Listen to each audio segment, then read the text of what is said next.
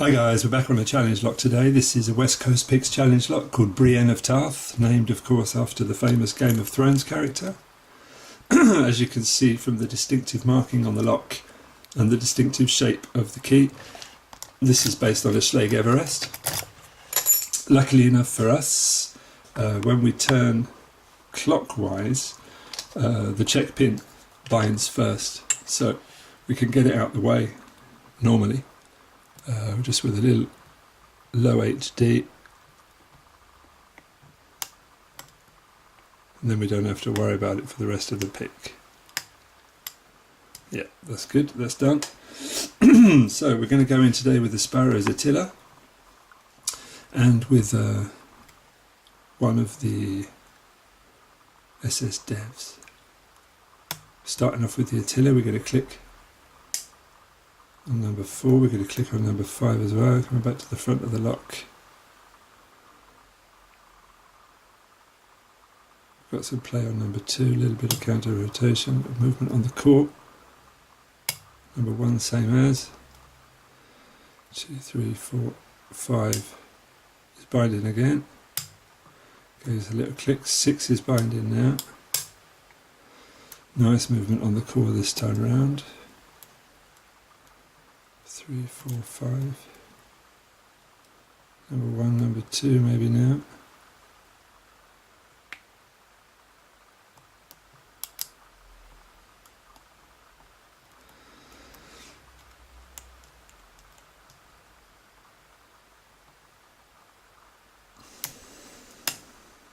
There's number 4, counter rotation, and a nice movement on the core after. To number 1, maybe. No, I don't think so. Number 2.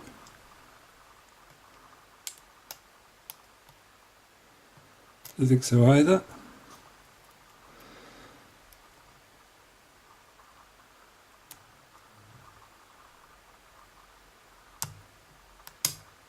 Number 4 it was.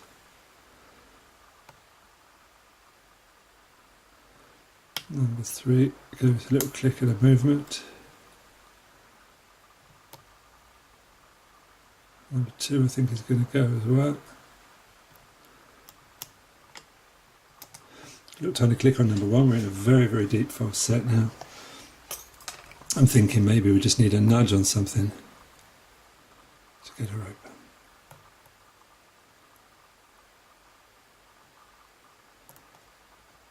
There we go, it was a little nudge on number 4 I think. So our Schlage Everest is open. As we do have the key, we're going to close it back up and have a look and see what's inside.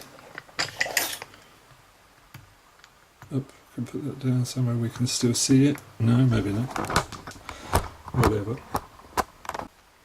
And then we're back. It just cut there for a second, I pressed the wrong button, sorry about that. Still.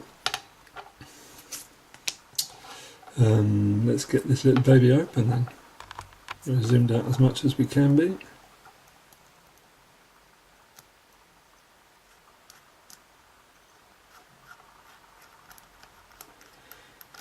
Let's get the back off while we can.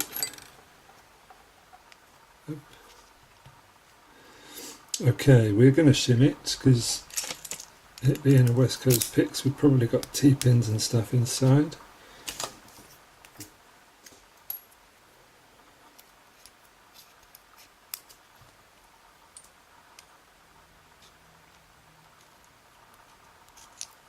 Lovely.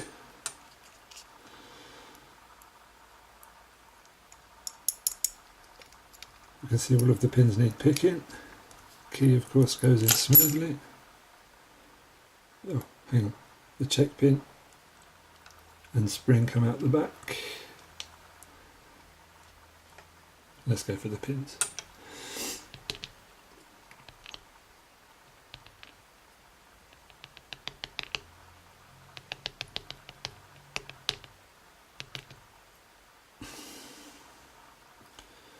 What have we got going on here? We've got some threading in 2 and 5.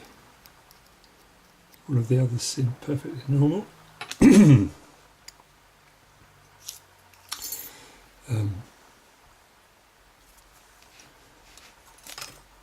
Let's go.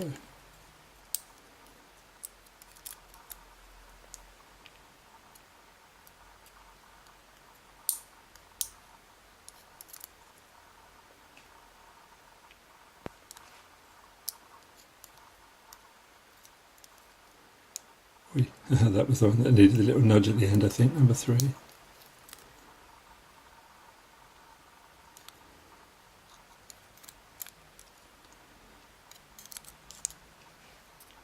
Very, very small drivers for the most part.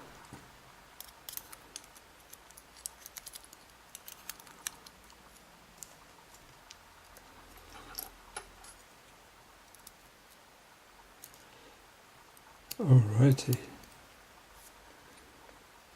Not going to bother getting the springs out, I don't think. I don't think there's anything really revolutionary going on down there. Let's zoom in and get a closer look at these beautiful pins. So on number 6, this was a pin-in-pin.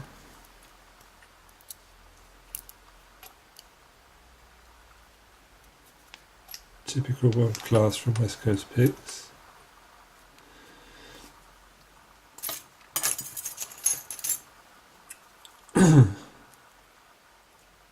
Beautiful, beautiful craftsmanship. Number 5, we have a double spool or multiple serrated. Got a T-pin going on in number 4. Maybe that was the one that needed the last touch at the end. Little tiny micro driver in 3. I believe number 2 is also a pin-in-pin.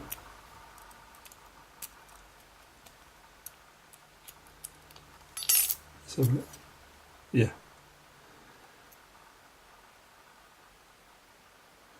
Wonderful work as usual.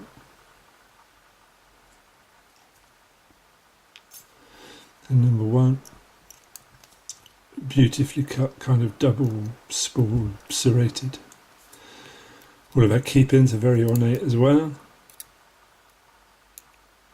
Serrations, T-pins, overset traps, serrations and overset traps, and a serration.